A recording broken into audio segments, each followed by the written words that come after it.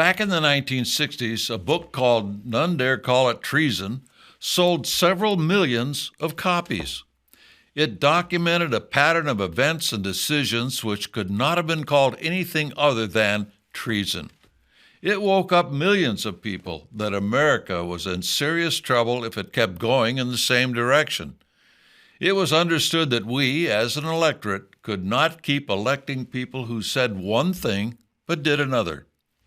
When you look at the events and decisions being made today by the federal government, one has to reach the same conclusion.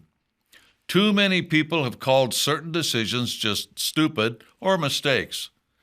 Those decisions include the current immigration policy, the drug problem, shutting down oil and coal as fuels, spending into massive inflation and destroying the value of the dollar, promising digital currency as a solution to give total control over every individual's economic life, decimating the military in the name of COVID vaccines, Chinese buyouts of land and businesses in America, etc. All of these things, and more, are designed to eventually collapse America into a socialist dictatorship under the United Nations. Again, any one of these things could perhaps be called mistakes, but when you put them all together, they form a design of treason. Discuss this with the individuals you are trying to get involved and ultimately join the John Birch Society. Show them that all together they form a pattern, not incompetence. Once you get them to understand the problem, they need to understand who or what is moving this agenda forward. There are two books I would recommend they read. The first is our book, Benedict Biden. This shows that nothing Biden has done has been a mistake. Biden has been working with the insiders and putting his plan into motion for decades. You can begin to trace his ties back to 1977 when he was married in the United Nations chapel and honeymooned behind the Iron Curtain in a communist country. By 1992, as a U.S. Senator, Biden documented everything he's doing now.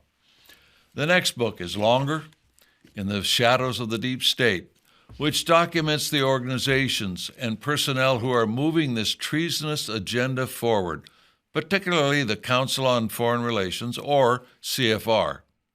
One of the founders of the CFR was John Foster Dulles, who believed the Constitution and Bill of Rights could be altered by a treaty instead of the American people.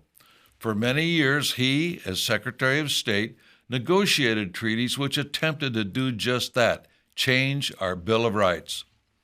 Of course, another tool to use is the New American Magazine.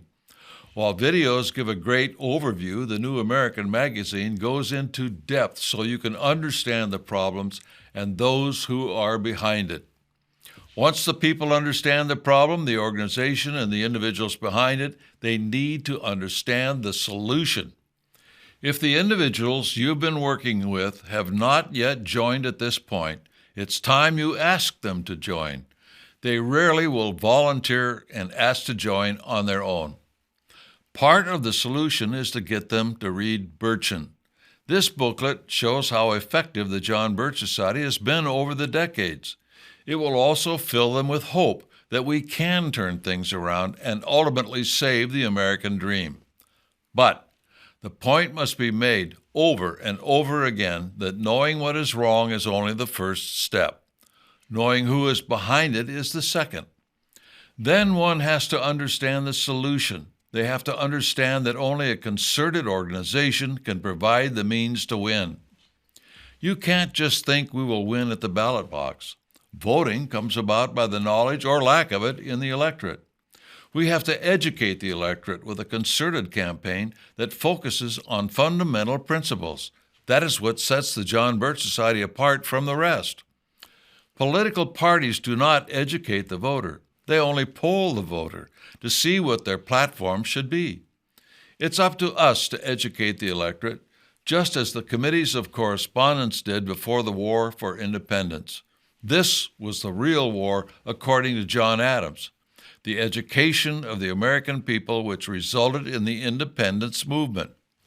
Today, real education of the American people will be another victory for liberty if we can enlist enough people into our educational army to get the job done on the level that needs to be done. That is why the number one agenda of the John Birch Society is recruitment. But you have to do it.